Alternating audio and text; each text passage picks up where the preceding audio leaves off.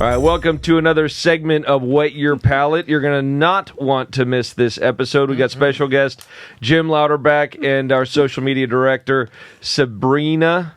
I'm kidding. It's a running joke. Kill you, bro. Sabina Balestrazzi and Chris Rubio, of course. We just had a great conversation about really the history of tech and the arc of where it's come, about being, an influencer and insights about current and future thoughts. Jim, thank you for being here. What you're doing on LinkedIn and your newsletter, getting people acquainted and informed with your opinions. Yeah, we talked about the power of the internet. We talked about gatekeepers. We talked about bad technology, and we talked about how AI is just going to crush us all. Oh, yeah. Leaving on a high note. And go with your palate fashion. We also had some fun tangents. Pokemon did come out.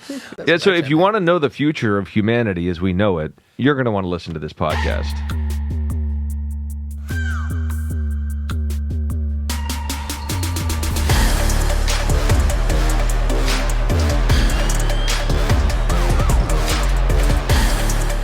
I know it's not necessarily relevant to our conversation, but is there anything that you've collected throughout your life?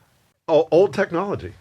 Oh, cool. So, like, you still have old computers? Oh, yeah, because Cool. because when I started testing them at PC Week, they would send them, and a lot of times they wouldn't ask for them back. Huh. So I have some really I have a working one of not the first Macintosh, but the second one. Oh, it still works. so I can plug it in. cool. It's like if you ever do a Zoom with me, you'll With the see green it in the background. screen? No, Or this is the CRT, the white cathode ray tube, black and white screen.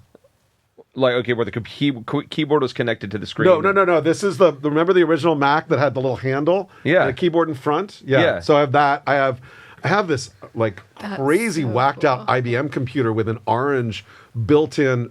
Remember the compact luggables? This is like IBM's version with like the orange screen. It's this plasma screen and this keyboard. It's really weird. I mean, I have a ton of anybody on the video side. I have one of the original TriCasters. I was the first person to review TiVo. Remember when TiVo came out? And Is TiVo dead now? Yeah. No, I still have a TiVo at home. I have an over-the-air TiVo, but I still have Not at his house. I still have the original TiVo, and I actually the guy that invented the TiVo started another company. I actually brought it to him and had him and his engineer sign it. So I have a signed TiVo, which is really weird, but I have it.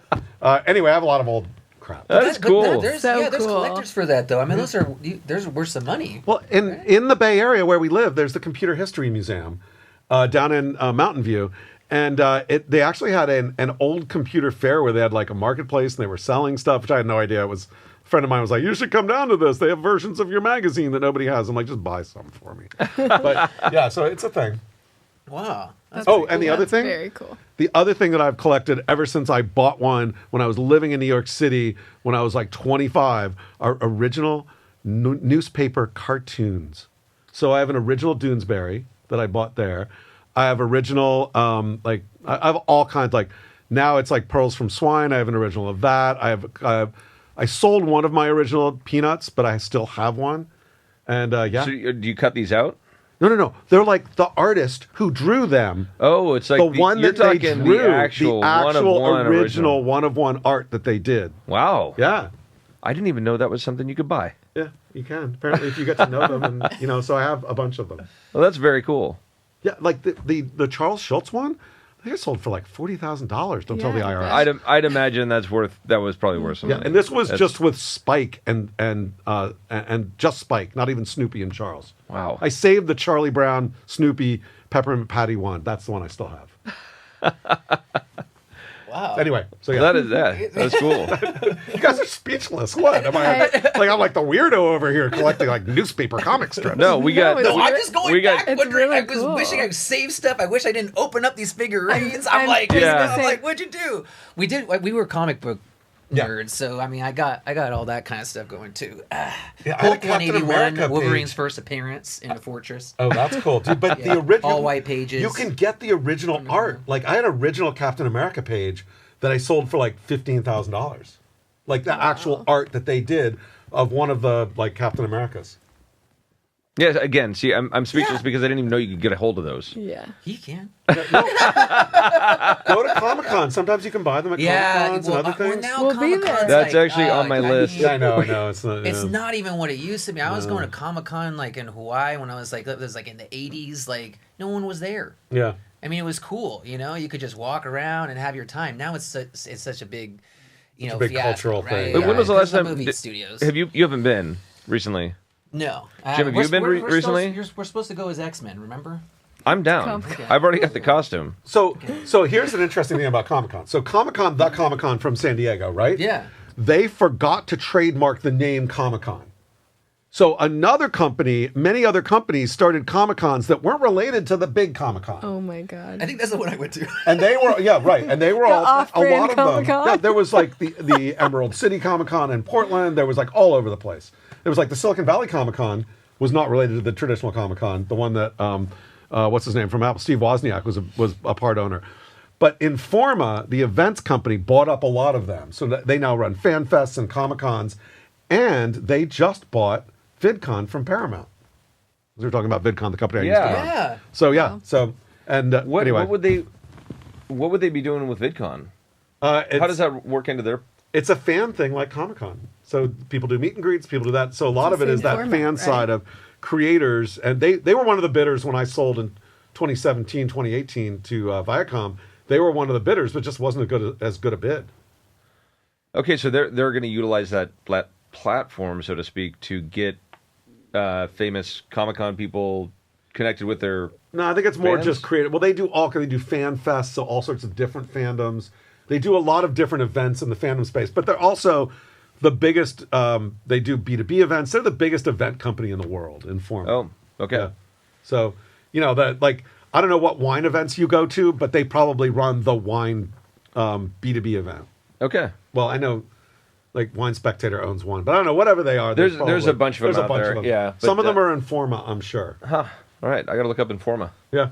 I don't mean to be taking it to doing segue here, but I want to make sure, since you have so much knowledge when it comes to being a creator, especially you're talking about you got friends that work with the algorithms on YouTube and stuff like that. I mean, if we were even talking right now, I mean, do you have like inside advice? So on YouTube, and it's not just friends who know it. The actual producer, the guy who the product manager of the creator stuff is a guy that I've gotten to know. Yeah. And other people internally. And so Todd Beaupre, Renee Ritchie is he's basically the editor in chief, but also the internal creator liaison for YouTube. They talk a lot at events, and you can look up their stuff. I have interviewed them a bunch of times. I put them on stage. What they say is, that YouTube specifically is about they take a long-term view of wanting to get of videos. Every individual person, they keep track of what videos they like, and they want to serve them videos so that they spend more time watching. So it's not short-term dopamine hits. It's I want you to enjoy that YouTube experience so much that you'll come back again and spend more time and more time. So you go for the long term on YouTube and really focus on the algorithm doesn't like you or dislike you. It just knows that individually at every individual user level, what they liked, for how long they watched, and then what they watched next and what they watched next. And they're continually trying to serve videos to keep them watching and have them have an enjoyable experience. So when you look at your numbers and you look at what's there, and there are all these things you can do on the algorithm, but it comes down to satisfaction and time spent. I love how much they keep advancing those algorithms, because it's like, yes, please deliver me exactly what I want to watch. It's so customized to the user, and they keep nailing it year after year. It just gets so precise. Is that a good thing? I think it's a good thing. It keeps me on the platform. Okay. I disagree with you depending on how it's used. And this is a problem I have with TikTok, is it's designed to not to just addict you so over and over you don't stop, whereas YouTube is more about long-term pleasurability. And this is one of the problems, like TikTok. So, by the way, I'm on TikTok. A friend of mine created a new TikTok channel, brand new, never out there, and wanted to see what the algorithm would serve him. 80% of the videos that he was served were AI generated. So I think, and this is something you need to keep your eye on as a TikToker, as a famous person on TikTok, is I'm not, for the record. Okay, Well, he said it, so that makes it true. half a million can't be wrong. But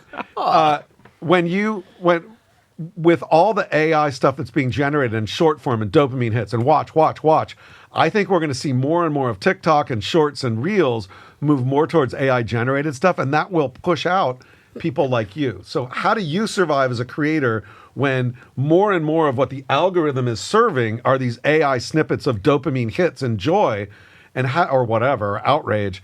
And I don't have the answer to that, but that's something that you all should keep an eye on. And are there places where you can go where it's not like that?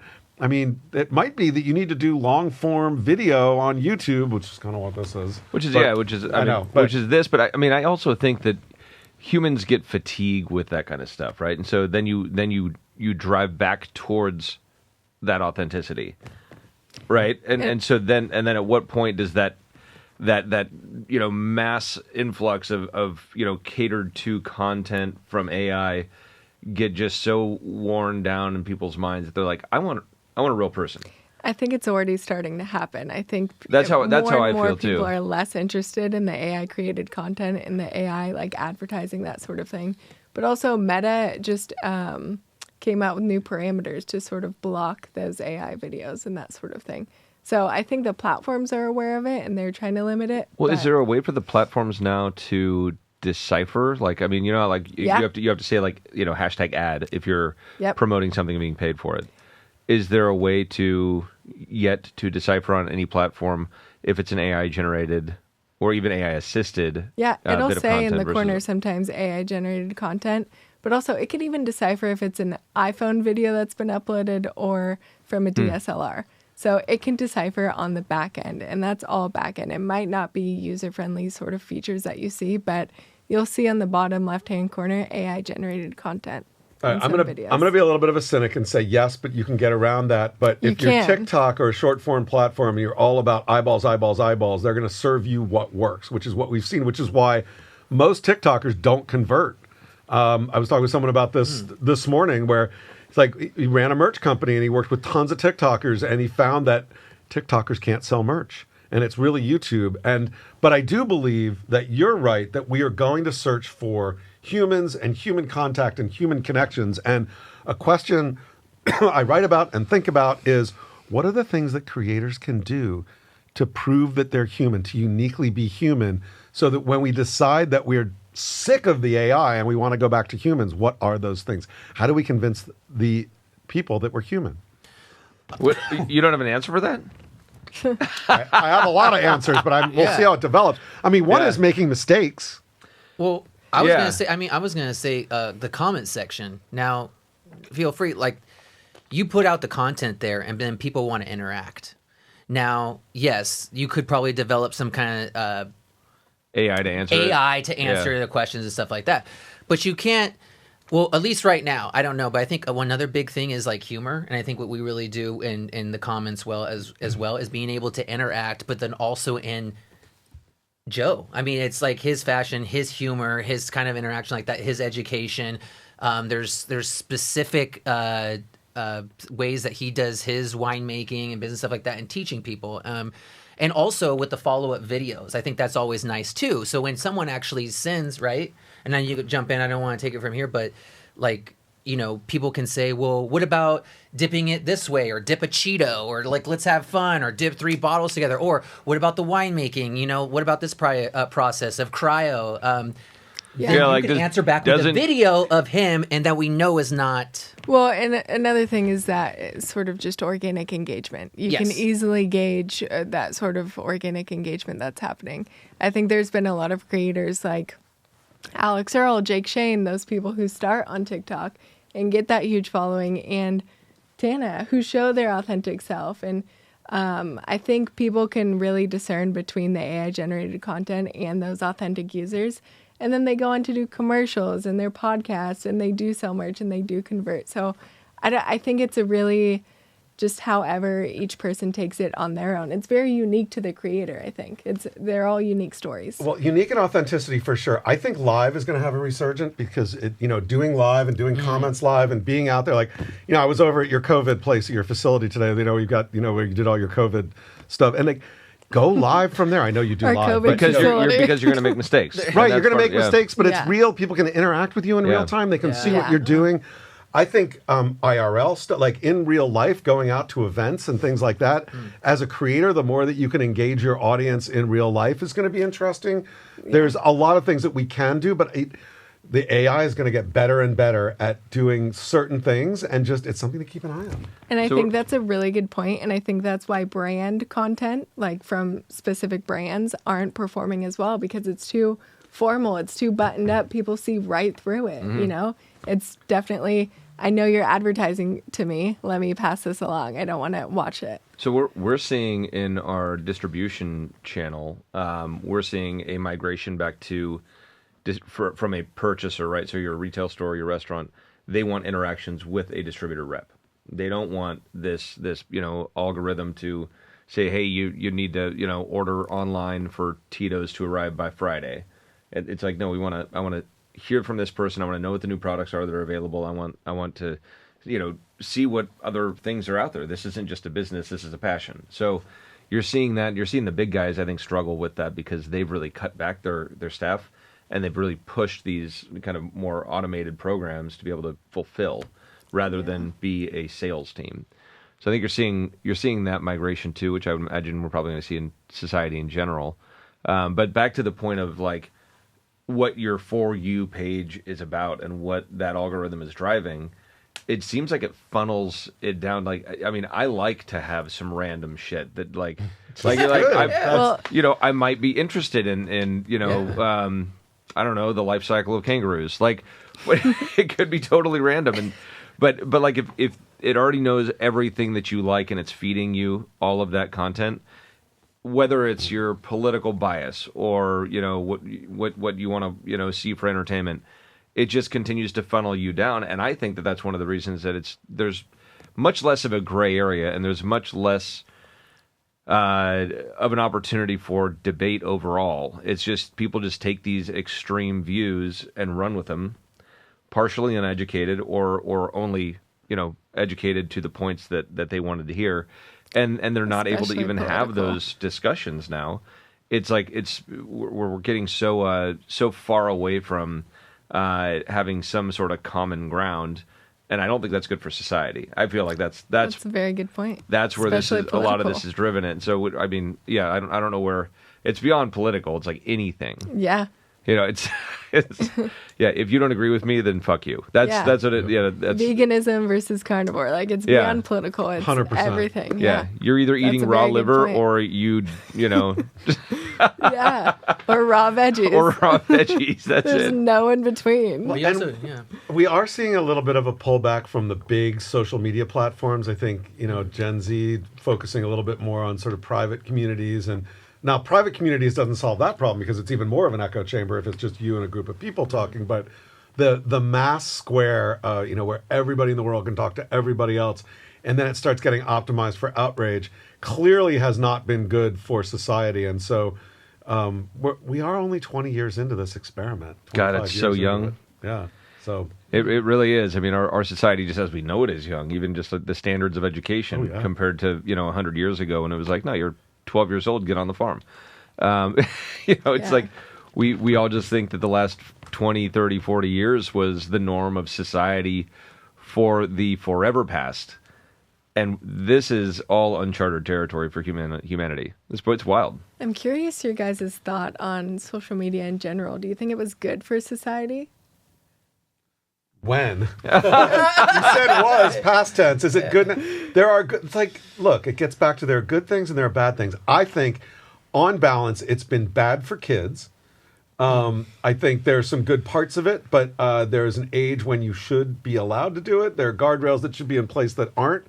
I think for some people, it's been able to, if you can be social and socialize, even if you're in the middle of nowhere, you can't get out of your house. And so there are good parts, but there are also really, really negative repercussions that, I didn't see coming because I'm a tech optimist, but they're there. Yeah. I think there's more negative, personally, overall. But it's also, I mean, think of the progress that it's initiated, right? So you have now a platform to digest so much information. I mean, you're learning, if you want to learn, you're learning way more. Our progress is going at light speed compared to what it was when we were doing everything through textbooks and in-person communication and all that.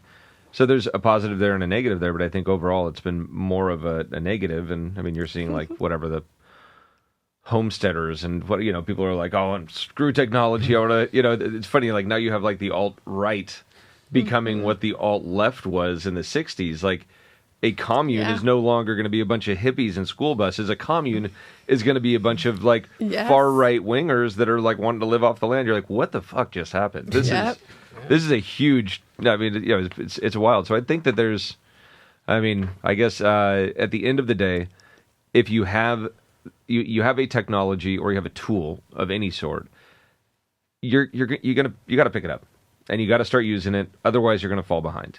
That'd be like me saying, I'd rather build my house with this rock because that's what my ancestors did, pounding like wood together.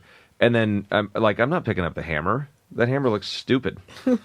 Like that is against all of the tradition that my family had for generations. But the hammer is going to make it, a 10 times faster job. Yeah. I think the scary thing is who's driving the machine. To think that like the people that are running all these platforms and Instagram, TikTok, even LinkedIn. I mean, I would like to have faith that they're unbiased, that they're never going to meddle. But I think we've already seen a little bit of that, right? When an election comes around, or what are you getting fed? Are we always sure that we're getting fed what we really want? And Joe, I mean, you even brought up a thing too, which was like, we're actually taking out the discovery to stumble upon something new, a new view, to open your mind. If you're always just getting fed what they think is for you, then you're just staying narrow-minded. Yeah. Right? And so like that's kind of like the scary echo thing box? about it. I like that. Echo chamber. Yeah, I like that. Echo chamber. It's perfect. Yeah. Well, go ahead. What do you think? I mean, you've got a job. I think yeah. Out of self-preservation, she loves social media. I think it's tremendous.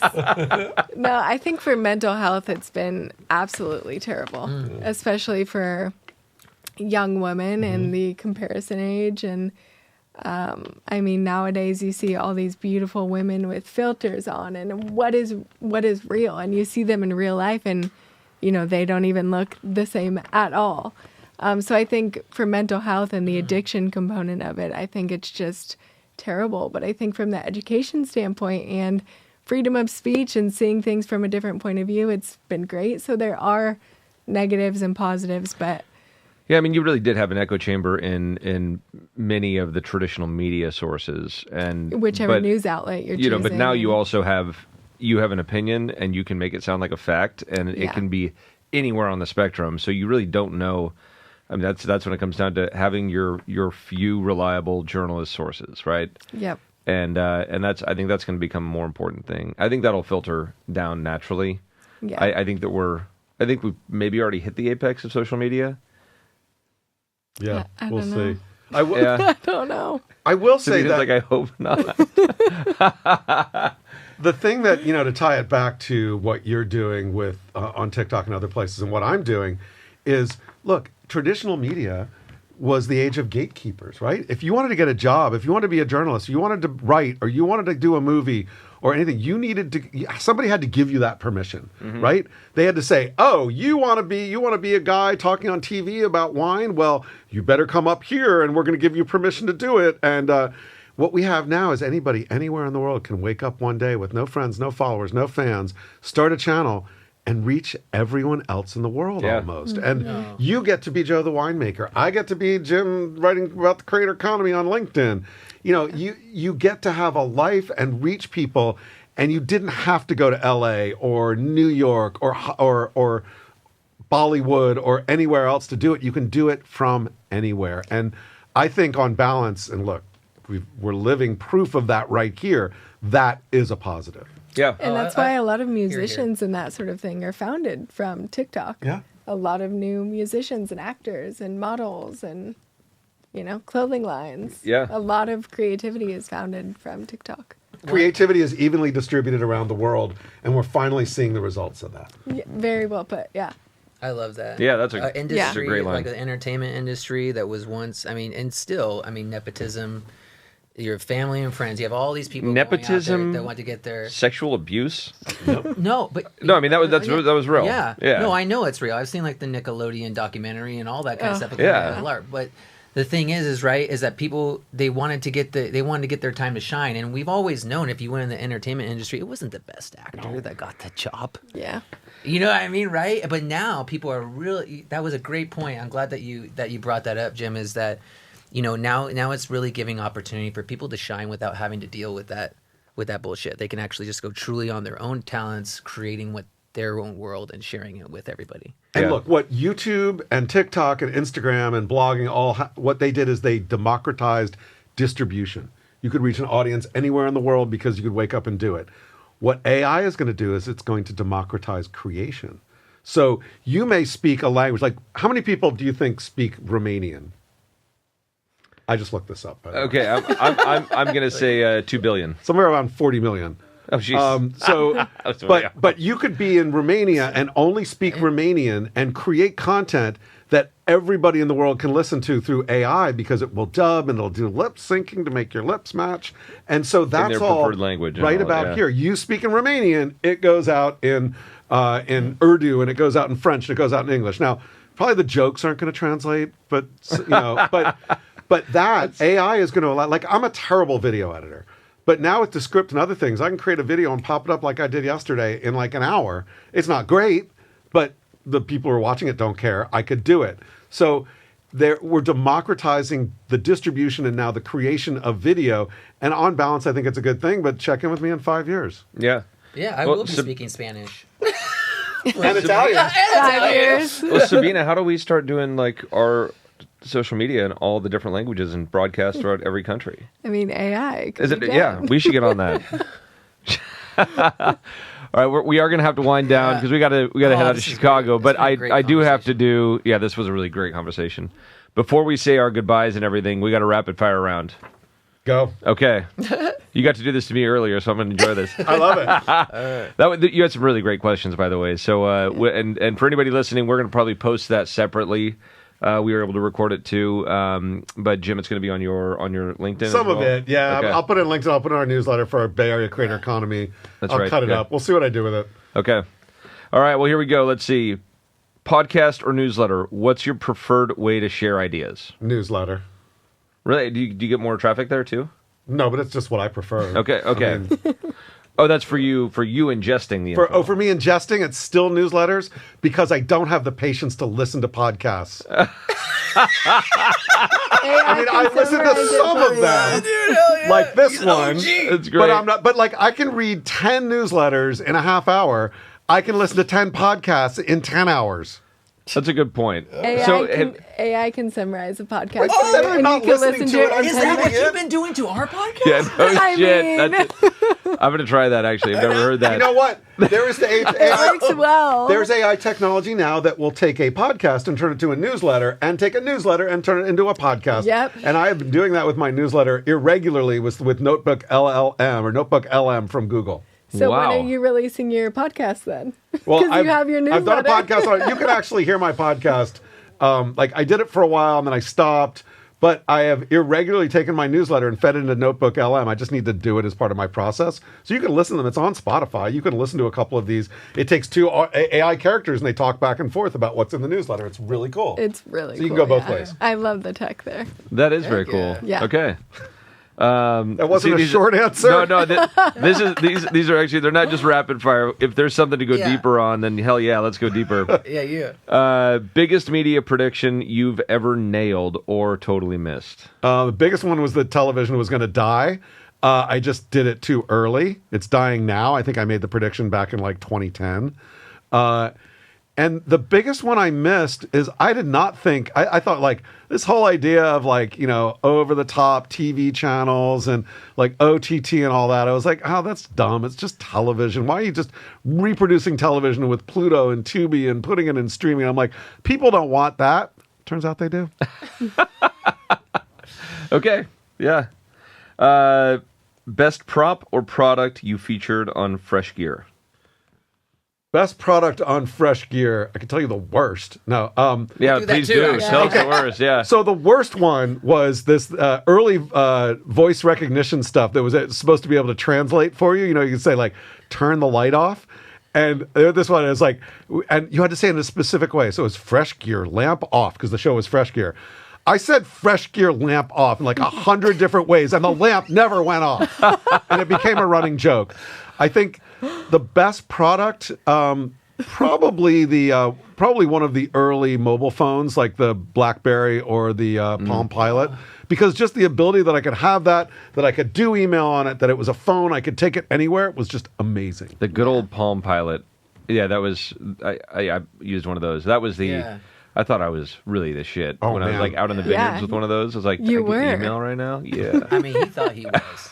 I mean, Hold on, let me email. Yeah, yeah. You almost Everybody wanna else is know- like, what the fuck is You going wanna, on? like, I'm sending the emails from You want to the wear it on BlackBerry a buttons were you want to like- wear it Him on a up. gold chain like Flava Flav, like just We're like, this is my podcast now, and oh, I'm you doing it. you noticed I have a Palm Pilot? Oh my god, yeah, it's nothing really. Don't worry about it. I was just thinking Stop about the looking at Blackberries. Have you seen his fingers, dude? Dude, that was Like, hard. It was so rough. I have fat fingers Like, too, dude, by the way. he was I'm saying like, some weird Yeah. shit when we were messing around. Dude, dictation is my favorite now. It's like still, even with the iPhone, I'm like, yeah, just say it. Yep. All right. What would your social media handle be if you had to rebrand today? probably inside the creator economy. I mean, it's like right now my social media handle, by the way, is JLOUDERB. Why? Because in the early days of email and other things, you could only have 8 characters for your username. And early email, it was the first character of your first name and then the next 7 characters of your last name, which happens to be J Louderby. So I am J Louderby on everything just because I started there. So if I were to rebrand it, it would be anything but my 8 characters from like from 1992. Okay, actually, I want to know now. What was your first email? Not email address necessarily, but Ooh. what was it? What Platform. platform did you use?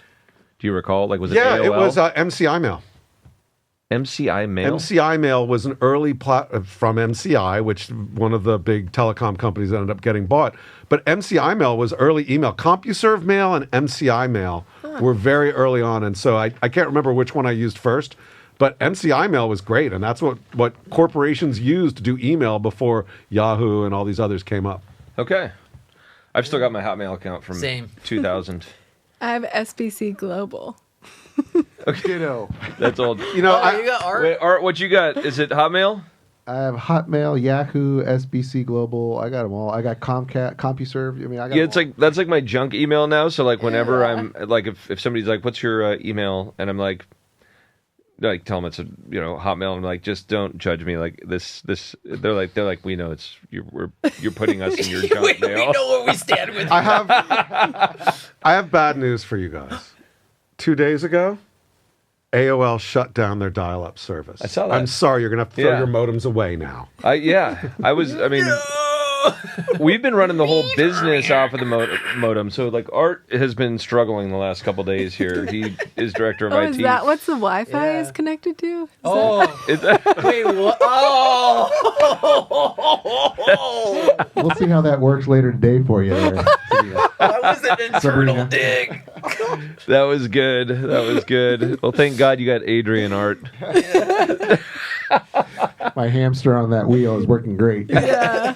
Well, Jim, it was a great pleasure to have you. Yeah, really great stories, and love what you're doing, and love that you have an interest in what we're doing. So really appreciate you coming out and sharing some insights, both current and historical. You've been around the block in technology and influencers since the beginning, really. Yeah, I So think really, you're really still great leading the charge. Yeah. Well, thank you guys too, and if you ever have me back, I'll bring up some old gear and gadgets and some stuffed Pokemon, and we can have some fun. All I right. think that's gonna happen. Yeah, that's Heck yeah. All right. All right. Let's do it. Well, cheers. Thanks. All right. Thanks. Cheers. Thank you. Thank you. All right, peace.